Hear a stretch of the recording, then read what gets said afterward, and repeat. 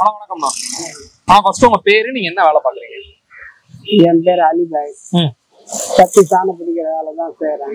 எத்தனை வருஷமா நான் தொழில் பண்ணிட்டு இருக்கீங்க? நான் இந்த தொழில் வந்து 99ல இருந்து செய்யறேன். 99ல இருந்து பண்ணிட்டு இருக்கீங்க. ஆனா இதுதான் நீங்க ஃபர்ஸ்ட் பண்ண தொழிலா? அதுக்கு முன்னாடி நிறைய தொழில் பண்ணிருந்தீங்களா? இதுக்கு முன்ன நான் சைக்கிள் ஷாப்ல இருந்தேன். சைக்கிள் ஷாப், அங்க என்ன வேலை பாத்தீங்க? அங்க சைக்கிள் ரிப்பேர் பண்ற வேலை. அதை விட்டு ஏன்னா இந்த தொழிலுக்கு வந்தீங்க? இது வந்து எங்க பரம்பரை தொழில் தான். இது எங்க தாத்தா செஞ்சார், அதுக்கப்புறம் எங்க அப்பா, இப்ப எங்க அப்பா கத்து நான் செய்யறேன். இல்ல சின்ன வயசுல அவங்க சொல்லி தந்துட்டாங்க இதெல்லாம்? சின்ன வயசுலயே 99ல இருந்து இந்த வேலையில வந்து எங்க அண்ணன் கூட்டின்னு வந்து எங்க அண்ணன் கத்து கொடுத்தான். ஆனா இப்ப 25 வருஷமா தொழில் பண்றேன்னு சொல்றீங்கல்ல, இப்ப நீங்க 99க்கும் இப்பயும் என்னென்ன வித்தியாசம் பாக்குறீங்க?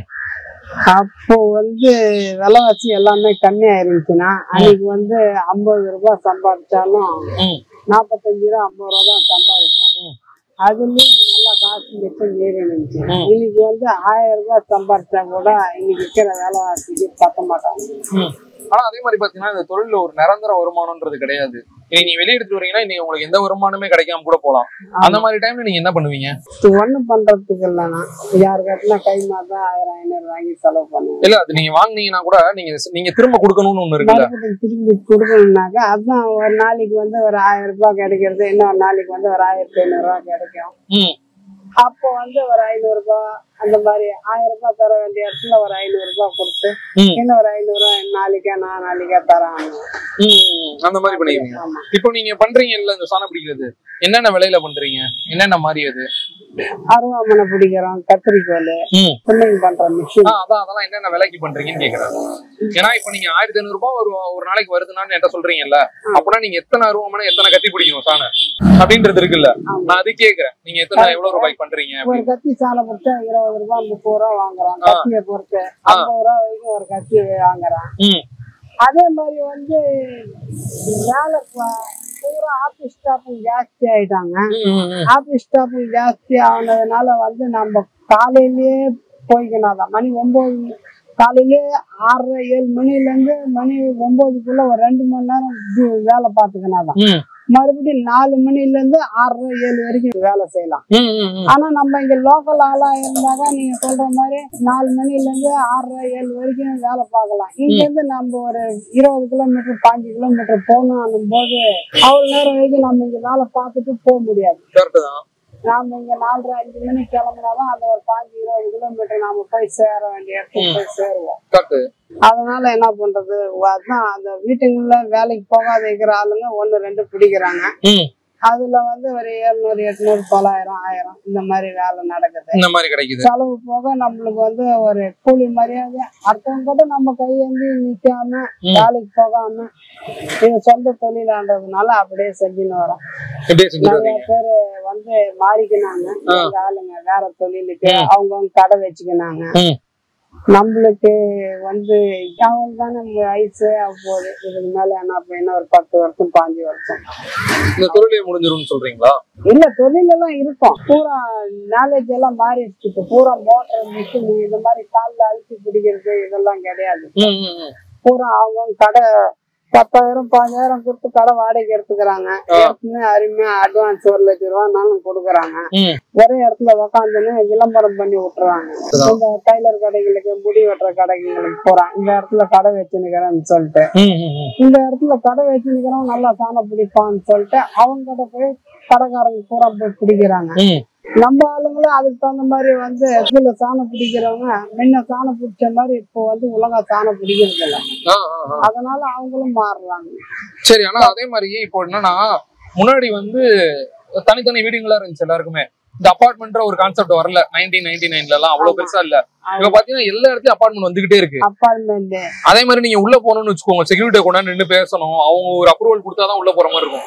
அது மாதிரி நிறைய இடத்துல வரவே கூடாதுன்னு சொல்லிடுவாங்க. அப்பெல்லாம் உங்களுக்கு என்ன ஆகுது? அதாங்க சார், இப்போ உங்களை மாதிரி ஆளுங்க வழியில பார்த்து கூப்பிடுறீங்க, அந்த இடத்துல அப்பார்ட்மெண்ட்டுக்கு வாங்க நான் பார்த்து நிக்கிறேன்னு சொல்லிட்டு நான் வர நேரத்துக்கு சரி நான் வரேங்க கொஞ்ச நேரம் கழிச்சுன்னு சொல்லிட்டு நான் சொல்றேன். நான் அந்த நேரத்துக்கு நான் வரும்போது உள்ள நீங்க தானே வேலை செஞ்சு நிப்பீங்க. வாட்ச்மேன் கிட்ட சொன்னாங்க உள்ள வந்து விடுறதில்ல. கேப்பா உள்ள சார் வர சொன்னாருப்பான்னு சொன்னாலும் அதெல்லாம் விடுறதில்ல. அதெல்லாம் யாரு சொன்னாலும் அதெல்லாம் ஒண்ணும் கிடையாது, வெளியே போயா பண்றாங்க. சரி, இந்த இடத்துக்கு எப்படிதான் போற ஆகுதுன்னு சொல்லி பாத்தீங்கன்னாக்கா வேற வாட்ச்மேன் கிட்ட கேட்டோம்னாக்கா தெரிஞ்ச வாட்ச்மேன் கிட்ட அவங்க வந்து என்ன சொல்றாங்க, இதுக்கு வந்து கார்டு எடுக்கணும், அந்த நாள்ல தான் கொடுப்பாங்க.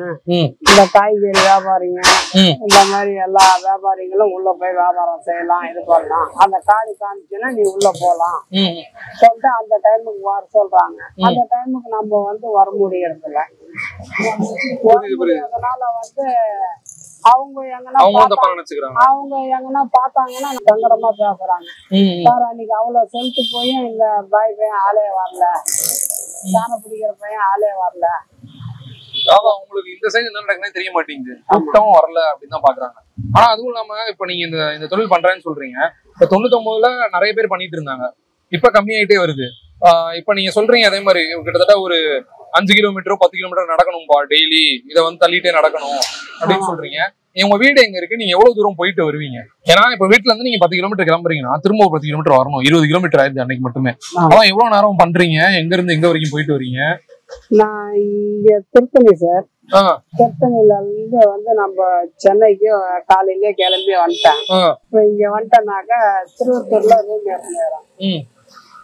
இங்க வந்து மணி ஒரு 5 வரைக்கும் இங்க வேலை பார்த்துட்டு திருவத்தூருக்கு கிளம்பி போயிடுவேன்.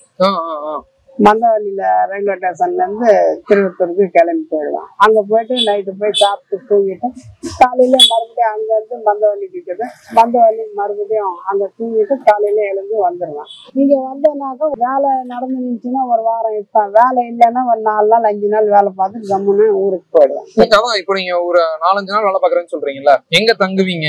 ஏன்னா தொடர்ந்து வேலை பாத்தீங்கன்னா எங்க தங்குவீங்க, என்ன பண்ணுவீங்க? அதேதான், டெய்லி போய் திருவத்தூர்ல ரூம் எடுத்துக்கிறேன். அதான் இப்ப அங்க வரைக்கும் போயிட்டு வரேன்னு சொல்றீங்கன்னா இப்ப ஒரு வாரம் இருக்கு, 7 நாளுமே வேலை பார்ப்பீங்களா? 7 நாளும் வேலை பார்ப்பேன். 7 நாளும் இங்க வேலை பார்ப்பேன். இங்க 7 நாள் வேலை பார்த்துட்டு ஊருக்கு போனாக்கா மறாவது நாள் ரெஸ்ட் எடுத்துருவேன். ஒரு நாள் ரெஸ்ட் எடுத்துருவேன்.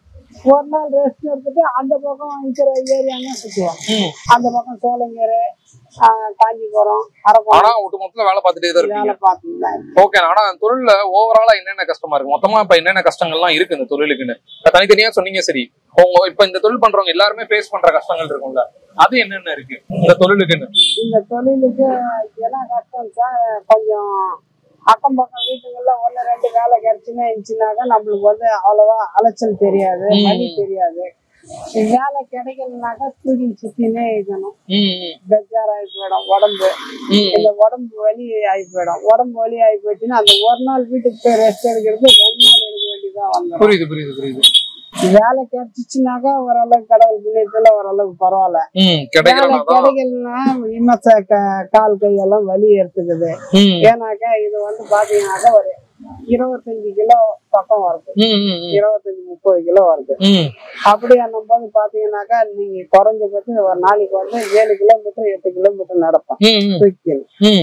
அதுல இந்த கால் வலி வந்துருது சார். ஆனா இது வந்து ரொம்ப வயசு வரைக்கும் இதெல்லாம் வேலை செய்ய முடியாது. ஒரு வயசு வரைக்கும் தான், ஒரு 47, 48, 50 வயசுக்குள்ள இது வேலை செய்யலாம். 50 வயசுக்கு மேல இது வேலை செய்யணும். காலு ஜவ்வு எல்லாம் தேஞ்சு போயிடும். ஏன்னா இது ரன்னிங், கால் ஒரே காலுக்கு தான் வேலை. ஒரு கால் வந்து சும்மா நின்று நிக்கிறது, ரைட் சைடு காலுக்கு மட்டும்தான் இது வேலை. அதனாலதான் இப்போ வந்து நிறைய பேர் எங்க ஆளுங்க என்ன பண்றாங்கன்னா வண்டிகள்லயே கூட வந்து மோட்டர் செட் பண்ணிக்கிறாங்க. ஆமா, ஈஸியா. அது நம்மளுக்கு வந்து அது நம்மளுக்கு கட்டுப்படி ஆகாது சார். நடந்து வேலை செய்யறதுக்கே வேலை இல்லை. மோட்டருக்கு வந்து அதுக்கு 1 லிட்டர் பெட்ரோல் போடணும், வண்டிக்கு 1 லிட்டர் பெட்ரோல் போடணும். அதனால இப்போ வந்து நான் இதே சொல்லிட்டு கிடைக்கிற அளவுக்கு சொல்லிட்டு அப்படியே சுத்தி நிக்கிறேன் சார். சரிண்ணா, ரொம்ப நன்றிண்ணா.